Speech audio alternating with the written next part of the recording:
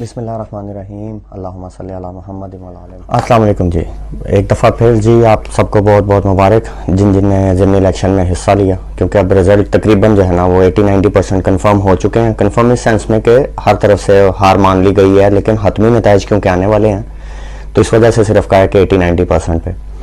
تو جیسے کہ ہم ہر ویڈیوز میں کہتے آ رہے تھے کہ بھئی آپ زیادہ سے زیادہ ٹرن آؤٹ کریں، اس سے دھاندلی رک سکتی ہے، اس کے علاوہ اس کا کوئی حل نہیں ہے۔ اور شکریہ کرنا چاہیں گے ہم نیوٹرلز کا بھی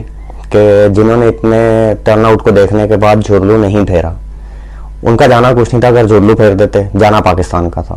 تو انہوں نے اگر وہ جھرلو نہیں پھیرا تو بھی ان کا شکریہ کہ انہوں نے عوام کی جو خواہشات تھی، جو ان کا ٹرن آؤٹ سے ان کا دل تھا، اس کی آواز سن لی اور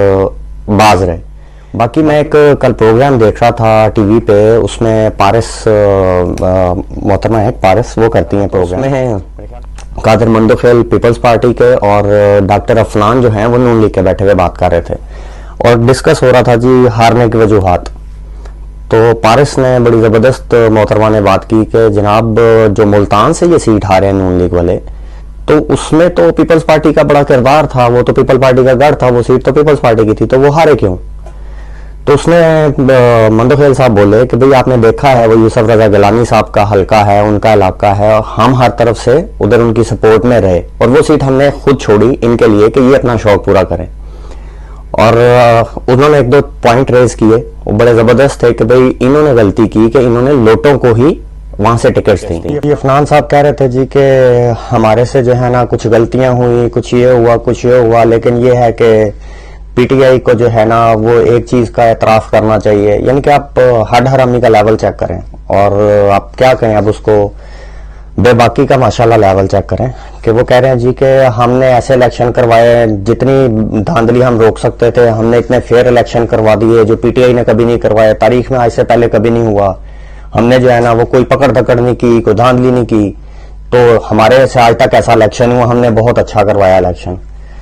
تو جی بڑی مہربانی جناب، آپ سمجھتے ہیں کہ شاید جو ووٹرز تھے وہ اندھے تھے اور جو باقی لوگ میڈیا پہ بیٹھے تھے یا باقی دیکھ رہے تھے وہ شاید جو ہے نا وہ پاگل ہیں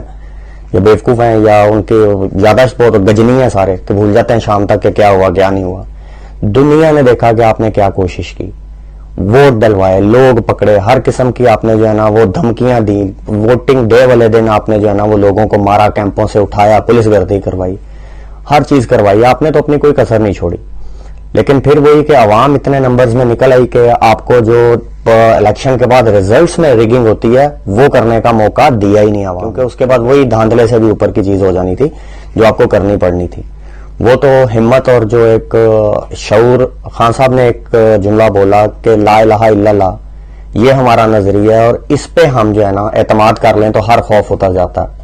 اور اس جملے پہ، اس کلمے پہ اعتماد کر کے جو لوگ باہر نکلے انہوں نے بتایا کہ ان کا خوف اتر گیا۔ اور آج کے بعد سے یعنی کہ کل کے الیکشن کے بعد سے یہ قوم پہلے والی قوم نہیں رہی۔ اب یہ قوم کسی کے جھانسے، بے شک میں وہ پی ٹی آئی کے لوگ ہوں، اب کسی کے جھانسے میں آنے والی نہیں۔ تو انشاءاللہ تعالی نیکسٹ ویڈیو میں جو ہے ایک کریں گے ڈسکس اس کا جو ہے کردار جو تھا اسٹیبلشمنٹ کا، ٹوٹل ریجیم چینج اور اس سے پہلے یا اس کے بعد کا ایک ویو پوائنٹ ہے وہ آپ سے ڈسکس کریں گے اور آپ کی رائے بھی اس میں جانیں گے کہ آپ اس متعلق کیا کہتے ہیں۔ اور دوسرا یہ ہے کہ حکمت عملی کیا ہو سکتی ہے پی ٹی آئی کی، اس کے بعد جو ایک عام بڑا سوال کیا جا رہا ہے کہ پی ٹی آئی جو ہے نا فوراً اسمبلیاں توڑ دے گی اور جو ہے نا وہ نئے الیکشنز کی طرف جائے گی اور یہ اور وہ، تو اس کے لیے ایک اگلی ویڈیو بناتے ہیں انشاءاللہ تعالی، اس میں بھی آپ کی رائے لیں گے۔ تب تک کے لیے اپنا بہت سارا خیال رکھیے۔ پاکستان زندہ باد، پاک آرمی زندہ باد۔